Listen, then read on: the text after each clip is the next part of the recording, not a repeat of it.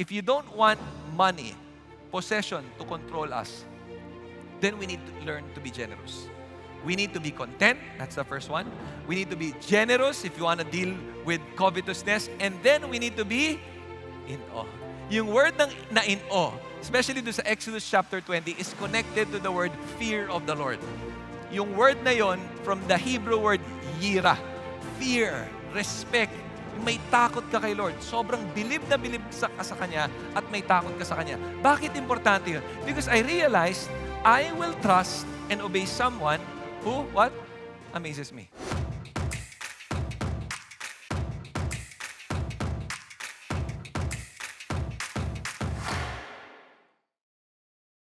Now, you might be wondering bakit, if this is your first time, bakit kami nag-go through ng Ten Commandments? Kasi nga, lahat tayo familiar dito sa Ten Commandments, pero ang daming mga tao hindi naintindihan bakit binigay ni Lord tong Ten Commandments. For some people, they feel like kaya binigay ito ni Lord para i-restrict tayo, para bigyan tayo ng limitation.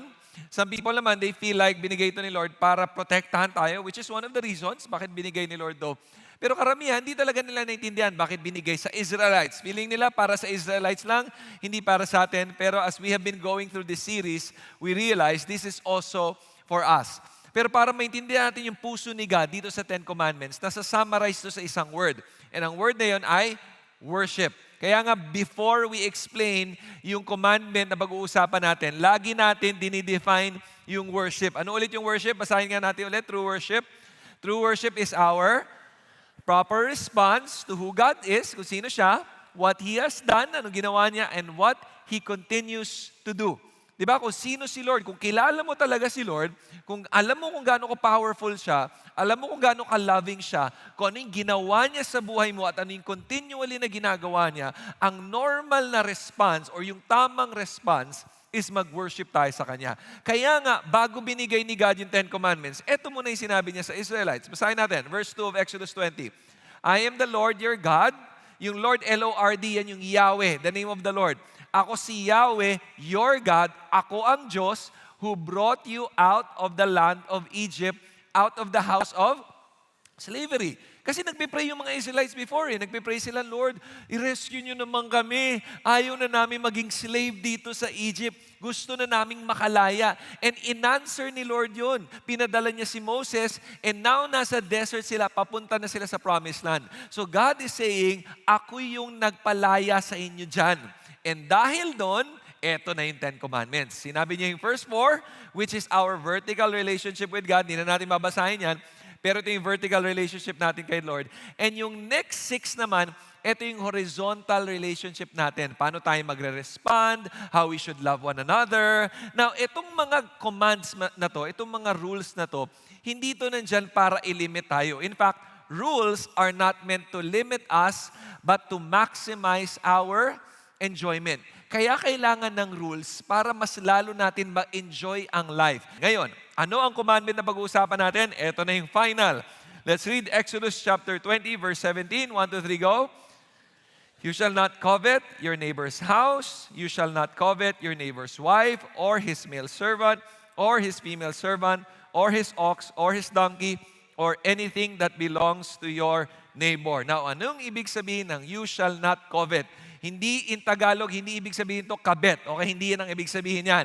Ang ibig sabihin ng you shall not covet, let's define it. Because there are two possible biblical definitions of this verse. First, ito. What does covet mean? It means to strongly desire something, especially something belonging to another, often with envy. So yung first definition, bago natin basahin yung second sentence, yung first definition, we desire something. May pagnanasa ka sa isang bagay na hindi mo pag-aari ng iba. Kaya nga sabi ni God, wag mong nasahin or i-desire. So yung not to covet is a heart issue. Kasi karamihan ng mga tao may ganong klaseng inclination. Minsan nagkakaroon tayong desire, kunin ang pag-aari ng ibang tao. Kunyari, nakita mo yung kapitbahay mo, Nainggit ka, gusto ko yan, either nanakawan mo, or either lolokohin mo siya, or either pagtitripan mo siya para lang makuha yung bagay na yon. Either pinagnanasahan mo isang bagay, or pinagnanasahan mo ang servants niya, katulad na sinabi, or yung mga ari-arian niya, or yung asawa niya. Yun ang sinasabi ni God sa mga Israelites, huwag niyong gagawin yan. Huwag niyo silang dadayain, huwag niyo silang nanakawan. Nagsisimula yan sa puso. Because hindi lahat ng kagustuhan natin ay para sa atin. So ang sinasabi ni God, pag may bagay na hindi para sa iyo, huwag mong kunin. Hindi para sa iyo yan. Yun ang isang definition ng do not covet. Kaya nga sabi dito, strong desire over something na hindi mo pag-aari. Pag-aari ng iba yan pero nainggit ka lang. The second definition of covet is this. In second sentence, it implies a wrongful longing for possessions, power, or accolades. In other words, sobrang gusto mo ang isang bagay to the point na pinipilit mo na para lang makuha to. Di ba? Hindi mali mag-desire pero sobrang gusto mo na yung bagay na yon na pipilitin mo, gagawin mo lahat ng paraan para lang makuha yon. Ang ganda na sinabi ni John Piper. Ito ang definition niya ng covetous.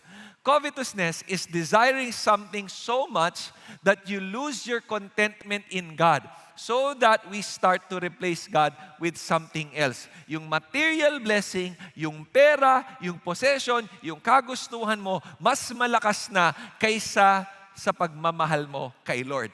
Yan ang problem ng covetous. Our topic para ma-deal natin to is this. Stop looking because God is enough. Now, pag sinabi ko stop looking, hindi ibig sabihin na, okay, hindi na ako mag-window shopping, hindi na ako pupunta sa social media, hindi na ako pupunta sa Shopee, sa Lazada, hindi yun ang ibig sabihin ko. Ang ibig sabihin ng stop looking, instead na mag-focus ka too much on material blessing, material possession, yung mga pinagnanasahan mo here on earth, focus on God. Fix your eyes on Jesus because God is enough. Sabi mo nga sa katabi mo, stop looking, God is enough. Why is it important na we fix our eyes on Jesus? Bakit yung mata very important yan? Alam mo yung covetousness, nagsisimula yan sa mata. Nagsisimula yan sa mga tinitingnan natin. Ang ganda nga sinabi ni Jesus sa Matthew chapter 6. Sabi niya dito, the eye is the lamp of the body. If your eyes are healthy, your whole body will be full of light. But if your eyes are unhealthy, ano mangyayari? Your whole body will be full of darkness. If then the light within you is darkness, how great is the darkness? Ano ibig sabihin to? Ano sinasabi ni Jesus? Alam mo yung eyes natin, napaka-powerful yan because kung ano yung lagi natin tinitingnan, naaapektuhan ng puso natin. Kung lagi ka nakatingin sa bagay na to, kahit nung una hindi mo masyadong gusto, pero lagi kang nakatingin, lagi mong eventually pagnanasahan mo na. Eventually magkaka-desire ka na. Eventually maglalast ka na. Nagsisimula yan sa tingin. Looking at it. So kung ano yung lagi natin tinitingnan, kaya nga lamp of the body, yun ang papasok sa puso natin, sa katawan natin, sa life natin. Yun ang eventually magkocontrol ng buhay natin. Dapat ingatan natin ang lagi natin tinitingnan kasi yun yung mag-i-influence sa atin. Kaya nga, we need to stop looking and we need to realize that God is enough. So, paano natin makokontrol itong desire natin to covet? 3 things.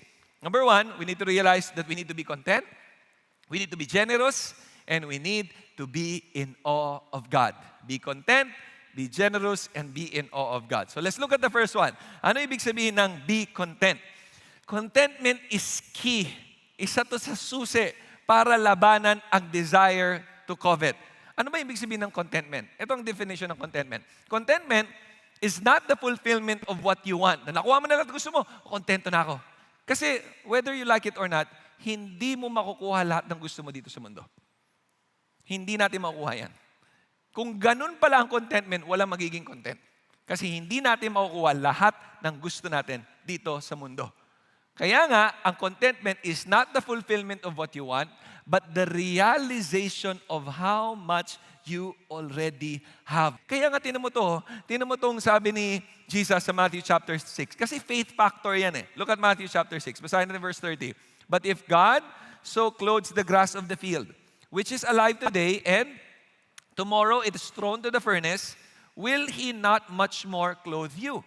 Hindi kanya papabayaan You of little faith, it's a matter of faith. Naniniwala ka ba kay Lord na hindi ka niya papabayaan? Look at verse 31. Do not worry then, saying, what will we eat? What will we drink? What will we wear for clothing? For the Gentiles eagerly seek all these things. Or yung mga tao na hindi nagpa-follow kay Jesus, pertaining to this verse, for your heavenly Father knows that you need all these things. I mean, pansinin mo naman yung katabi mo. Pinabayaan ba yan ni Lord?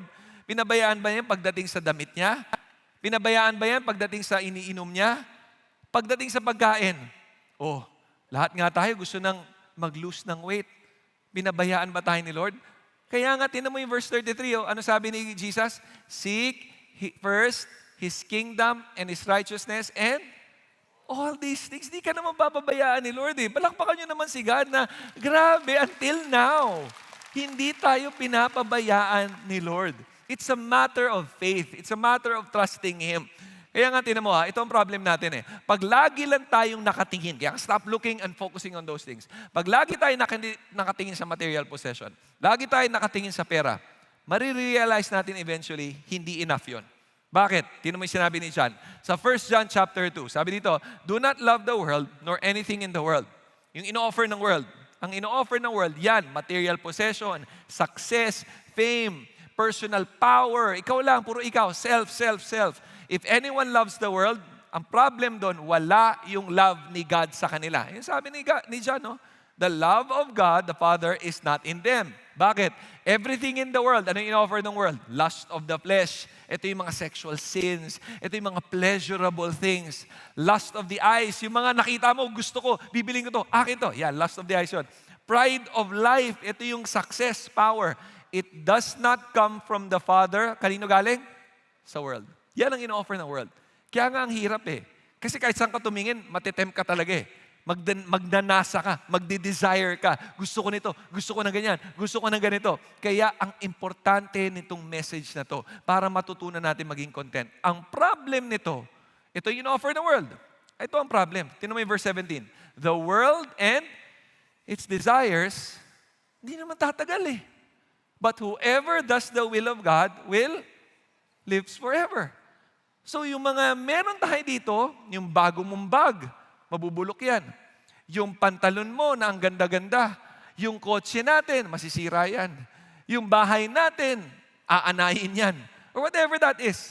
It's not gonna last forever. Kahit yung fashion na meron tayo ngayon, after 2 years, magbabago na yung fashion. Kaya ang galing ni Solomon eh. I mean, si Solomon ang isa sa pinakamayaman, if not the richest man who lived on earth. Sobrang yaman niya. Sinulat niya yung Book of Ecclesiastes para i-describe na kahit nakuha niya lahat, parang kulang pa rin. Tingnan mo yung sinabi niya, Ecclesiastes chapter 2. Sabi niya, I enlarge my works. Yung kayamanan ko, yung meron ako, talagang I enlarged it. I expanded it. I built houses for myself. I planted vineyards for myself. I made gardens and parks para sa sarili niya. Theme park para sa sarili niya. I planted in them all kinds of fruit trees. Lahat ng fruit trees na gusto ko, nandoon sa garden na yon. Para sa akin lang yon. Ito pa, sabi niya, I also amassed for myself silver, gold, the treasure of kings, provinces. I provided myself male, female singers. In other words, pag bored siya, walang TV nun eh. Halika, kantahan mo ko. Ganyan ginawa niya. Bored na bored siya. Tawagin mo nga yung tenor na singer. O tawagin mo yung choir. Kanta kayo ngayon kasi nabobore ako. Ganyan ang ginawa niya. And the pleasures of the sons of mankind, every pleasure na gusto niyang ma-attain at gusto niyang ma-feel that day, kaya niyang ma-feel. Dahil nga ganun kayaman siya. Many concubines, wives, concubines. And then sabi niya, tinan mo yung ending niya sa Ecclesiastes chapter 2. I considered all my activities, lahat ng ginawa ko, which my hands had done, the labor, the work, which I had exerted. And behold, basahin natin ito, all was futility. In Tagalog, baliwala. Parang kulang eh. Striving after the wind. In another translation, chasing after the wind. Nasubukan nyo na bang habulin ang wind? Hindi mo mahabol kasi hindi mo nga nakikita. Mafe-feel mo, pero hindi mo alam paano habulin yon. Yun ang ibig sabihin nito. It's just chasing after the wind. Hindi siya purposeful. Parang walang nangyari. Nakuha mo nga, pero parang, bitin ako. And then, kaya nga sinabi niya, there was no benefit under the sun. Tayo, under the sun tong earth eh. All of the things that are happening here, under the sun, nothing. It's amounting to nothing. Baliwala. Kaya nga pansinin mo, kahit makuha mo yung gusto mo, eventually, mabubore ka na. Ang problem pa, pag nakafocus tayo sa material possession, ito yung problem. Sabi ni Paul sa 1 Timothy chapter 6, but godliness actually is a means of great gain, if you want to be godly, pleasing to the Lord, when accompanied by contentment. Gusto ni God maging content tayo. For we have brought nothing into the world. Sino dito nung napanganak ka, may dala kang pera? Wala. Wala. Ang dala mo, iyak. Okay, yun ang dala mo. So we cannot take anything out of it either. Wala tayong mauuwi din. Pag namatay ka, wala kang mauuwa. If we have food and covering, with this we shall be content. Binigyan ka na ni Lord eh. Hindi naman tayo pinabayaan ni Lord.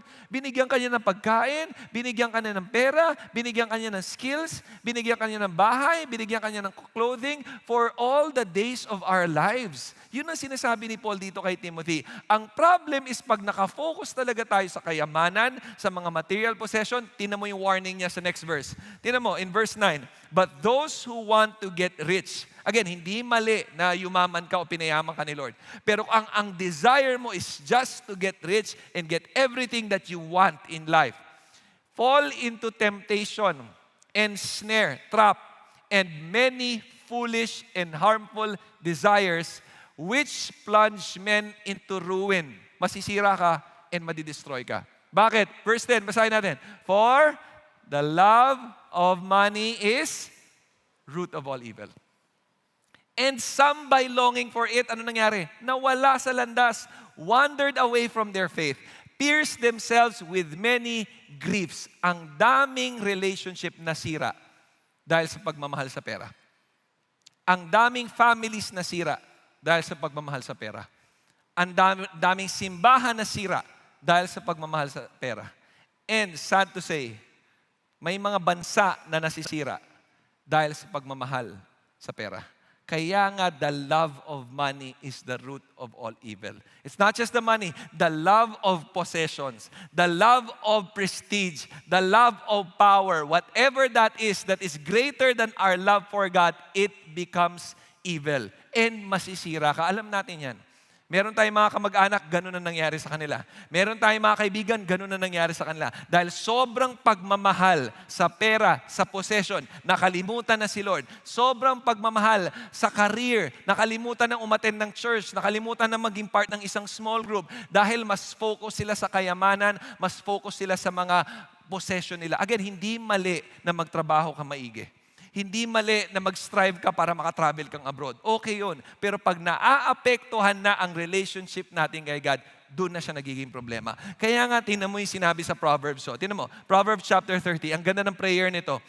2 things I ask of you, Lord. Prayer ng nagsulat nito. Do not refuse me before I die. Anong request niya? Keep deception and lies away from me. Kasi ang daming lies sa mundo nito. Ilayo mo ko doon, Lord. Ayoko maging sinungaling. Ayoko rin maniwala sa mga sinungaling.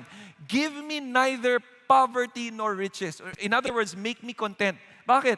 Feed me with the food that is yung sakto lang, portion para sa akin. Ano mangyayari pag hindi?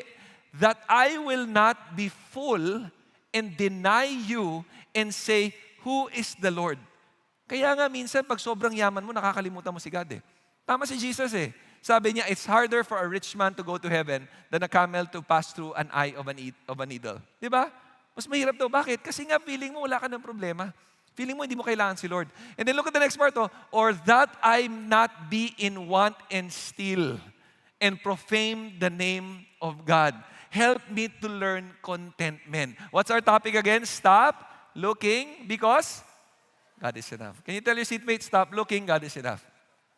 Go, sabi mo, stop looking, God is enough. Kasi gusto ko talaga ma-realize natin, ma-internalize natin to. Lahat tayo, everyday, we make decisions. Kung bibili natin to, gagawin natin yan, magsisave tayo ng ganito. We need to involve God in those decision-making. And to involve God, we will realize that, yes, He is enough. Hindi ka naman pipigilan lagi ni Lord, wag mong bilhin yan, wag mong bilhin to, o wag ganito. Hindi naman ganun si God eh. Gusto ka rin niyang i-bless. Pero maganda sa pamamaraan niya. Kaya nga, we fix our eyes on Him. So, for us to learn how to deal with covetousness, we need to be content. And then, we need to be generous. Bakit importante yung being generous? Because giving is a sign that wealth and possessions do not control us. Dun ang test ni Lord. Kung talagang we are not controlled by money or by possessions. So hindi ibig sabihin ayaw ni God mag-save ka.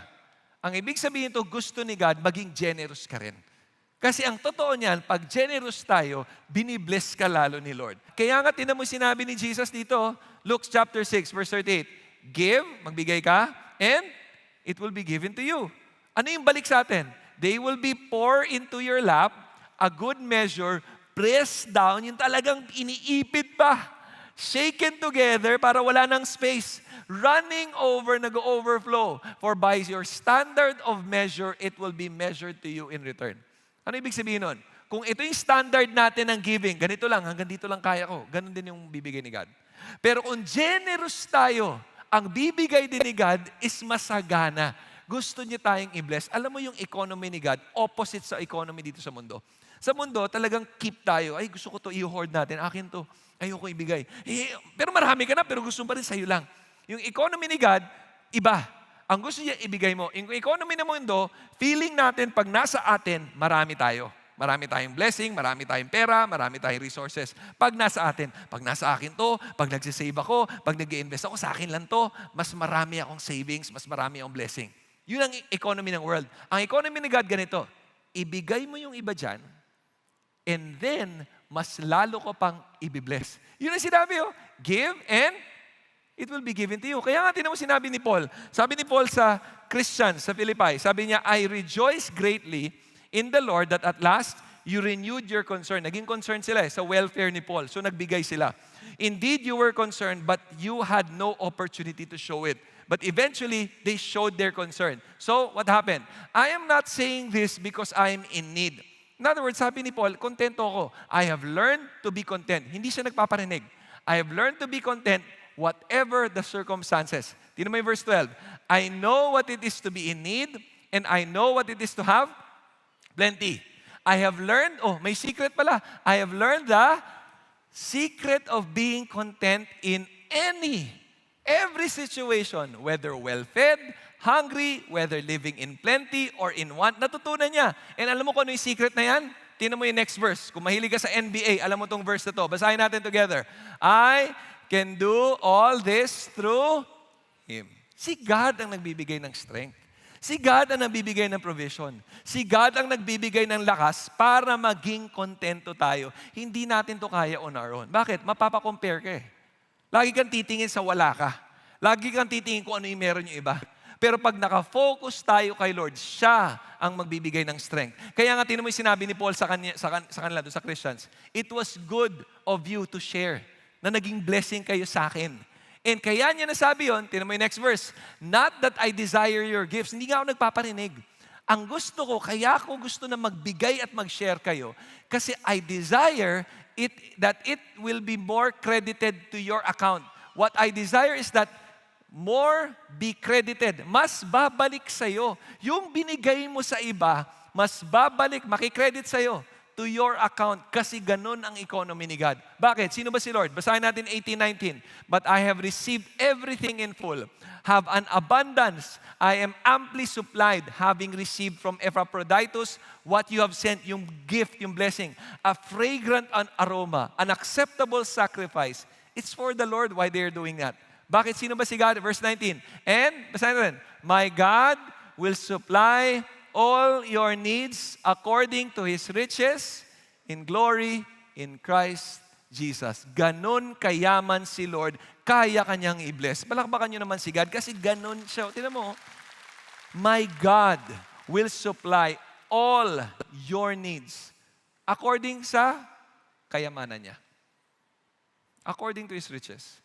Hindi sa according to the riches of Bill Gates. Hindi according to the riches of your seatmate. Hindi according to the riches of the richest man here in the Philippines. It's according to the riches of Christ. Mas grabe yun.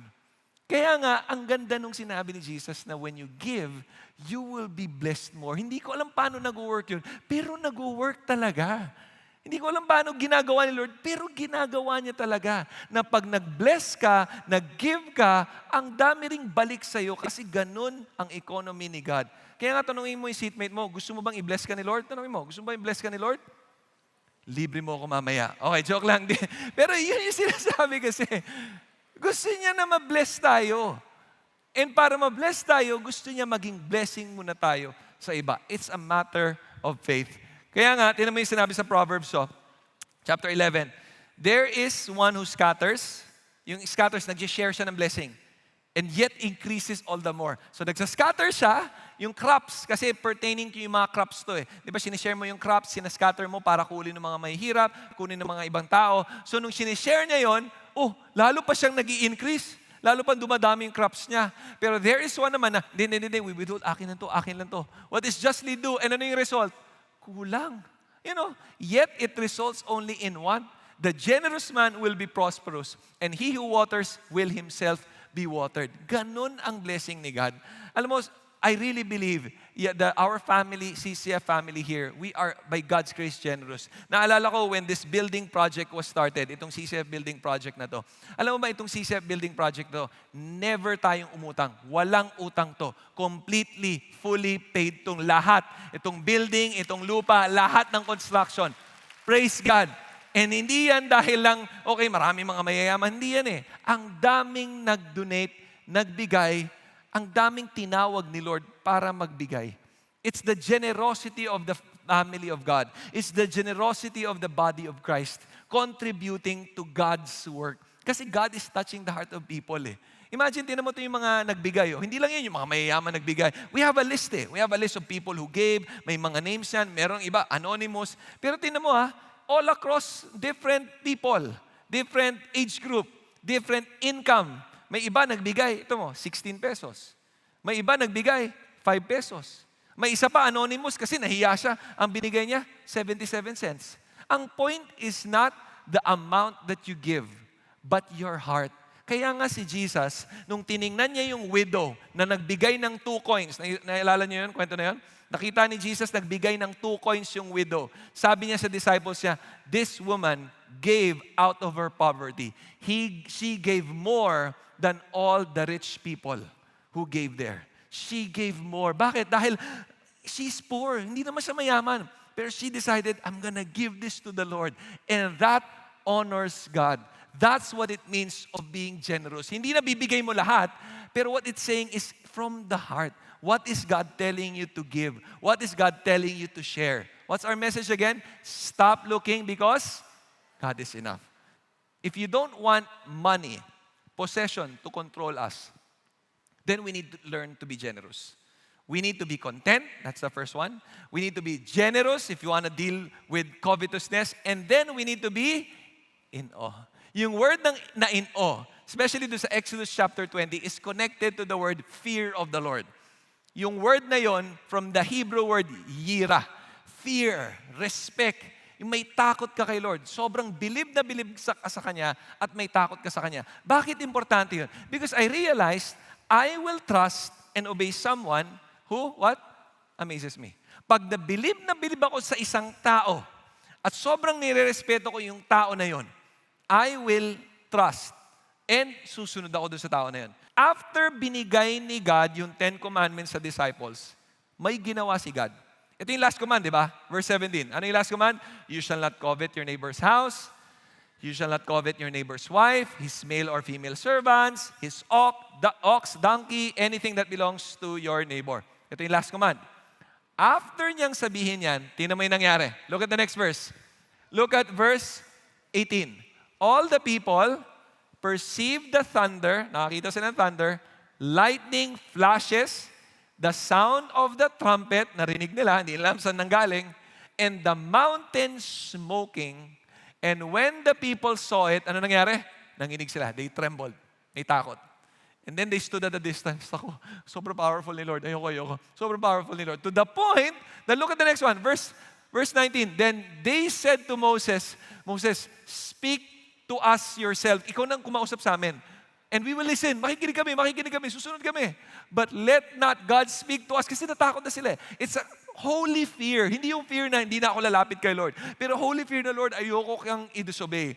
Ayoko may gawin na magagalit ka. May respeto ako sa inyo. Susunod kami. Kaya nga, sabi nila, let not God speak to us or we will die. Imagine, after nung 10 Commandments, pinakitaan niya ng power niya. After nung 10 Commandments, pinakita niya yung glory niya. After nung 10 Commandments, pinakita niya na He is in control para sumunod yung mga tao. Tingnan mo yung sinabi ni Moses sa kanila in the next verse. Moses said to the people, do not be afraid, for God has come. Bakit? In order to test you. In order that the fear of God may remain with you. And pag nandun ang fear, anong gagawin natin? You may not sin. Gagawin mo na yung 10 Commandments. Kasi may takot ka na kay Lord eh. Susunod ka na ngayon sa Kanya. Kasi nabilib ka na Lord, kaya mo itong gawin lahat.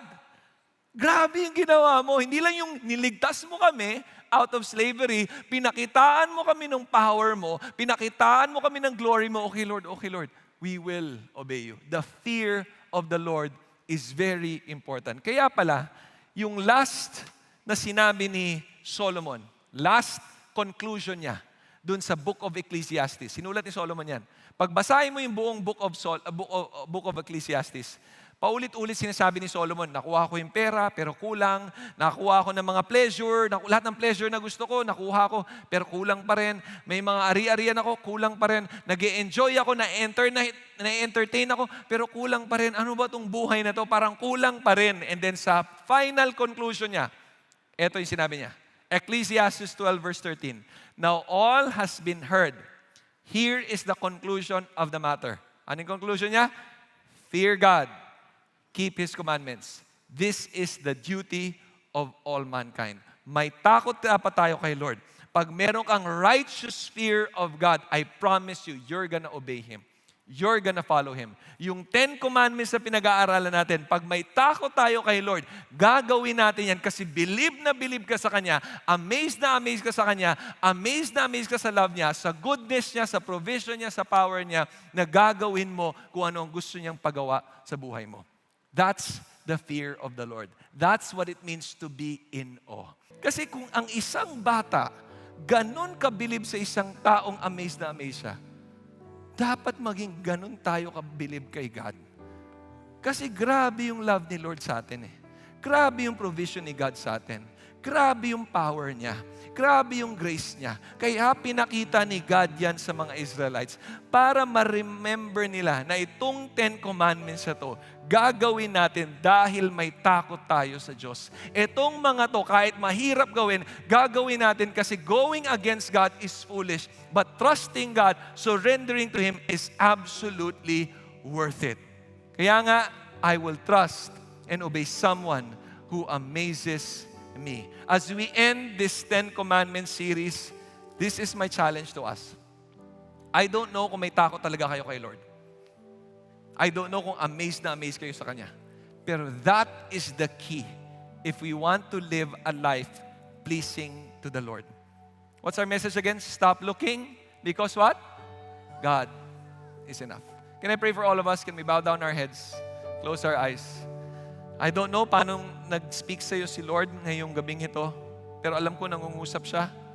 Alam ko mahal na mahal ka niya. And I want to pray for two groups of people here tonight. Yung isang grupo na pagpipray ko, yung mga taong narinig na yung maraming beses yung pagmamahal ni Jesus, pero wala ka pa rin relasyon kay Jesus. Parang wala kang takot sa Kanya eh. Parang alam mo na nga to, pero hindi mo pa rin siya siniseryoso. Hindi ka nga sigurado na pupunta kang langit. If ikaw yung tao na yon at nangungusap si Jesus sa iyo, I really believe God wants you to humble yourself. I really believe God wants you, starting today, to make a decision to follow Jesus. If you're that person, you can pray something like this. Ang importante sa puso mo to galing. Sabi mo kay Jesus, Jesus, salamat sa pagmamahal mo. Salamat na namatay ka para sa aking mga kasalanan. At nabuhay ka muli para patunayan ikaw lang ang Diyos. Ngayong araw na ito, tinatanggap kita bilang aking Panginoon at tagapagligtas. At starting today, Jesus, I will follow you. Salamat sa buhay na walang hanggan. Salamat sa pag-rescue mo sa aking from slavery and now to freedom because of you. Now, the second group of people that I want to pray for, Lord, karamihan sa amin dito, may relasyon na kami sa inyo. We have this personal relationship, kilala ka namin. Pero Lord, please forgive us because may mga moments pa rin nagfo-fall kami sa sin ng covetousness. May mga moments pa rin na parang mas mahal namin ang pera. Parang mas mahal namin ang mga gamit namin kaysa sa inyo. Parang mas mahal namin yung mga desire namin kaysa sa inyo. Please forgive us, Lord. Please change our heart. Teach us to be content. Teach us to be grateful doon sa mga binigay niyo sa amin. Teach us also to be generous. If you're calling us to give, to support, give us that heart, Lord, para hindi kami makontrol ng pera. And help us to be in awe of you every day. Kasi once ma-realize namin kung gaano ka-amazing kayo at believe na believe kami sa inyo, may fear of the Lord kami, we will obey you. We will trust you and we will follow you. Thank you, Lord, for your message to all of us. We love you. In Jesus' name we pray. Amen and amen. God bless you guys.